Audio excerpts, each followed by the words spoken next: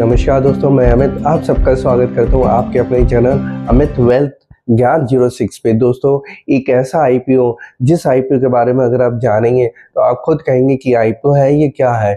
ऐसा आईपीओ जिसका जो जीएमपी है 50% से ऊपर चल रहा है।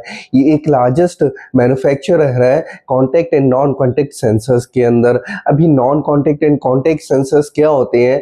ये जो कंपनी एक ऐसे सेंसर्स बनाती है, ये जो हीटिंग टेम्परेचर जो इंडस्ट्रियल लेवल में हमारे यूज में आती है सेंसर्स, और बाकी हमारी जो ऑप्टिकल केबल होती है उसके अंदर जो सेंसर लगता है उसके लिए सेंसर बनाती है।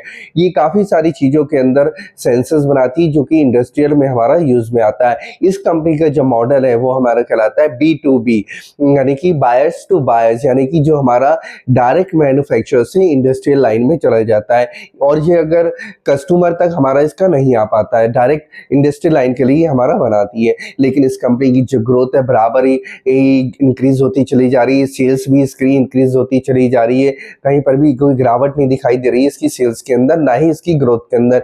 इसका रेवेन्यू वो बढ़ता चला जा रहा है। अब कितने परसेंट बढ़ा है, क्या बढ़ा है, उस सब बातों के बारे में अगर आपको जानना है तो अपकमिंग वीडियोस की टर्म्स इंस्ट्रूमेंट की बिल्कुल ही मिस मत करिएगा, जिसके अंदर हम पूरी डिटेल में सीखेंगे कि कितनी इसकी ग्रोथ बढ़ रही है, क्या ये मैन्युफैक्चर करती है, कौन सी केबल्स बनाती है, क्योंकि काफ़ी सारे तरह के सेंसर्स बनाती है और वो सेंसर्स हमारे सारे इंडस्ट्रियल लाइन में यूज आते हैं। टेम्परेचर को मेजर करने के लिए बनाती है सेंसर्स, बहुत सारे सेंसर्स बनाती है, ऑप्टिकल फाइबर के लिए सेंसर्स बनाती है। ये तो मेन काम जो इसका है सेंसर बनाने का है। और दूसरी बात, ये जो कंपनी है इसके अंदर जो हमारे प्रोमोटर्स हैं वो काफ़ी ज़्यादा एक्सपीरियंस्ड प्रोमोटर्स हैं। और दूसरी बात एक और मैं बता दूं, लेकिन इसके अंदर जो प्रोमोटर्स की है वो हिस्सेदारी हमारी कम होकर 65% की रह जाएगी जब ये हमारा आईपीओ लिस्ट हो जाएगा। लेकिन सबसे बड़ा बात इसके अंदर ये है कि आई कंपनी बराबर प्रॉफिटेबल है, कोई इसके अंदर लॉस नहीं दिखाई दे रहा है। लेकिन दूसरी बात ये भी बता दूं, मैं इसके अंदर एक ही नेगेटिव पॉइंट नजर आता है,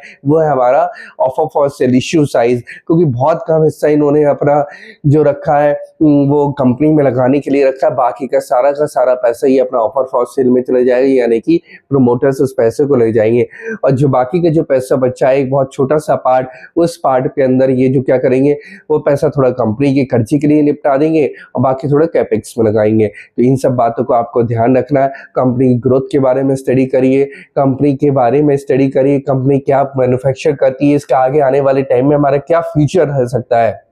ठीक है, लिस्टिंग गेन की अगर हम बात करें इसको पूरा एनालाइज करके ही आप इसके लिए अप्लाई करिएगा, क्योंकि कुछ लोग रिटेल